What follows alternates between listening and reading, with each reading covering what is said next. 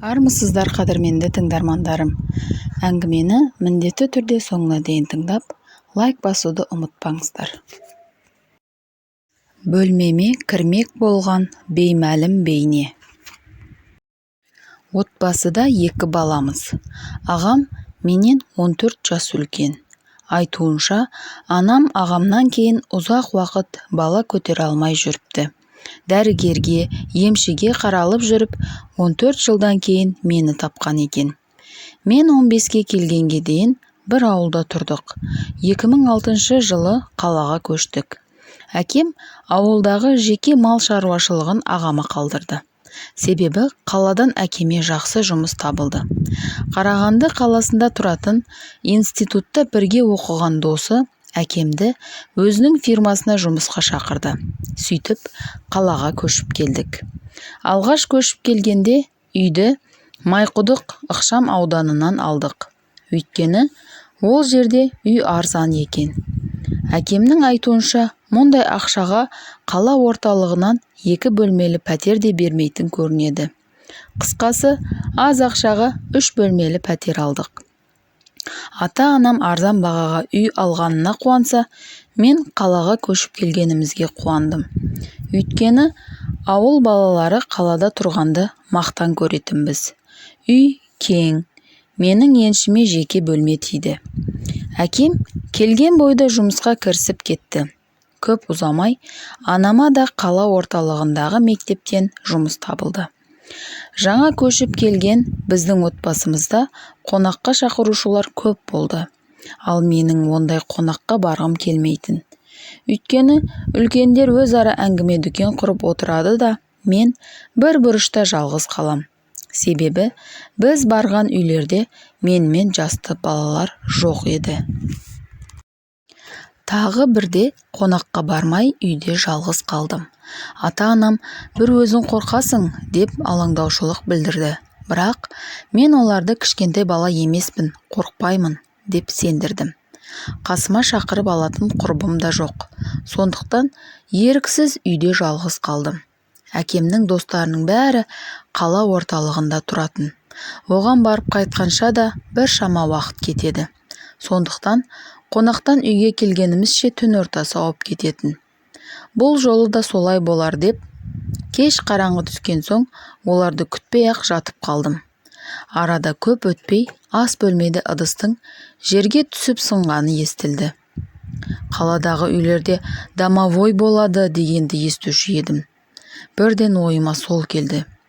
Жүгіріп барып бөлменің есігін іштен іліп алдым. Қайта келіп, көрпенің астына тығылдым.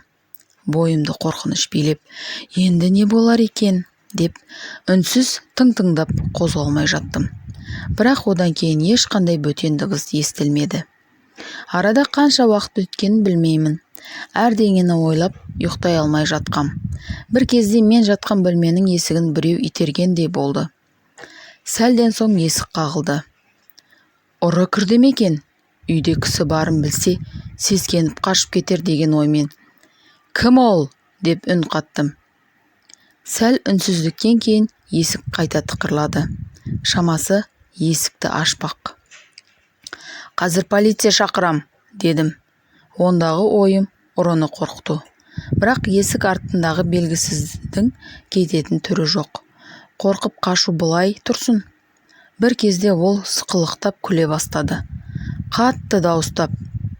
Полиция, үйде ұры жүр, дедім. Бірақ ол кезде телефонымды қайда қойғанымды таба алмай жүргем. Сол сәтте шырылдады. Бейтаныс нөмір екен. Өшіре салдым. Тез анамның нөмерін тердім. Аптығып, мама, үйде біреу жүрген сияқты, дедім. Анам, бөлмеден шықпа, қазір барамыз, деді. Сол сәттен бастап есік артындағы күлген дыбыс та, есіктің сықыры да сап тыйылды. 10-15 минуттай қозғалмай отырдым. Сонан соң ақырын басып есікке бардым. Ешқандай дыбыс естілмейді. Ұры кірген екен ғой, анамның қазір келеміз дегенін естіп, қашып кетті-ау деп топшыладым. Бойымдағы қорқыныш сәл де болса сейілгендей. Бағанағы бейтаныс нөмір кім екен деп телефонға қарадым. Нөмір мүлде бөлек. Біздің нөмірге ұқсамайды. Көп сан. шетелдік нөмір-ау деп ойладым. Не болса да қайта хабарласып білейін дедім. Қайта қоңырау шалдым. Телефоннан мұндай нөмір біздің жүйемізде тіркелмеген деген жауап естілді. Қайта хабарластым. Қайта сол жауап. Солай телефонмен алысып отырғанымда әке-шешем де келді. Мен бар болған жағдайды айттым. Әкем терезелерді қарап шықты. Бәрі жабық. Есіктің құлпы да орнында. Олар есікті өз кілттерімен ашып кірген. Ас бөлмеге бардық. Ол жерден ешқандай сынған ыдыс көрінбеді. Анам, жалғыз болған соң қорыққансың, сосын саған солай естілген ғой, деді. Мен телефоныма белгісіз нөмірден қоңырау келгенін айттым. Анам қарап, қай нөмір? Деп телефонымды өзіме қайта берді. Мен телефонға келіп түскен қоңыраулардың тізімін ақтара бастадым. Бағанағы белгісіз нөмір жоқ.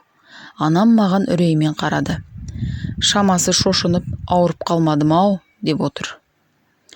Олар менің сөзіме сенбеген секілді. Дүйсенбі күні анам мені дәрігерге апарып тексертті. Дәрігер, алаңдайтын ештеңе жоқ, бәрі дұрыс, деп шығарып салды.